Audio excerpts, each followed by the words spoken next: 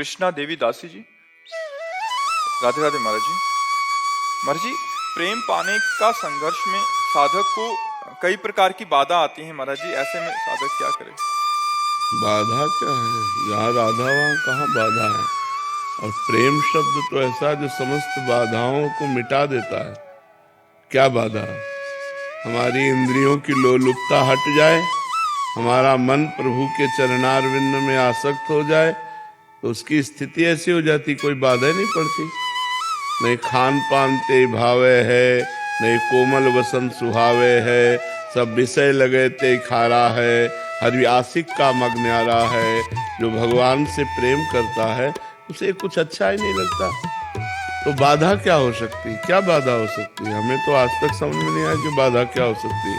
हमारी इंद्रियां और मन जो विषयों में जाते हैं यही बाधा है।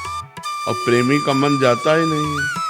और जिसे प्रेम प्राप्त करना है उसे इतना दृढ़ होना पड़ेगा कि हमें परिवार की ममता भगवान के चरणों में समर्पित करनी होगी, हमें रुपए के द्वारा प्राप्त होने वाले सुखों का त्याग करना होगा, हमें इंद्रियों के भोगों से मन को हटाकर प्रिया प्रीतम के चरणारविंद में लगाना होगा।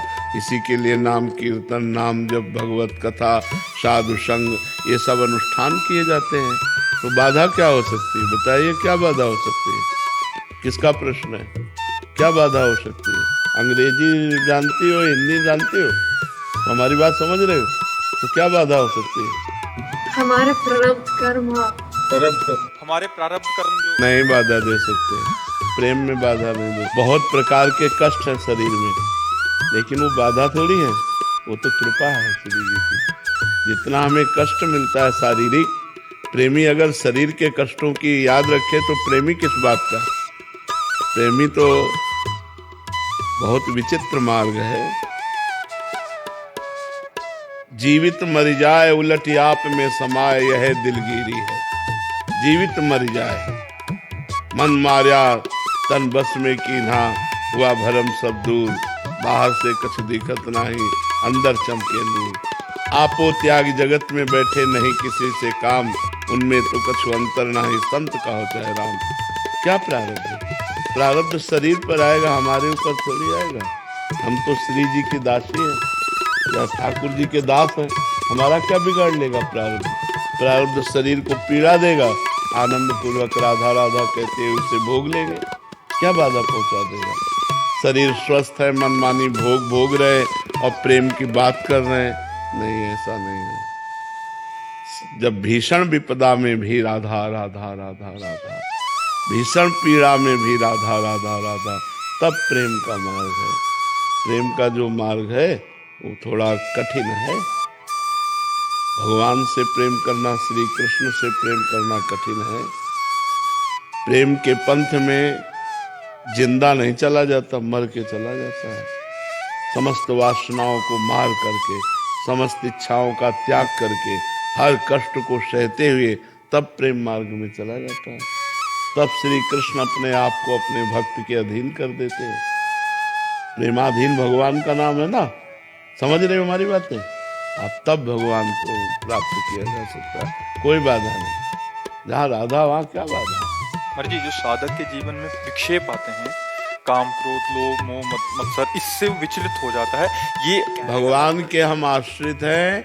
मन में काम आ रहा है, इंद्रियों में काम आ रहा है, हम में काम नहीं आ रहा।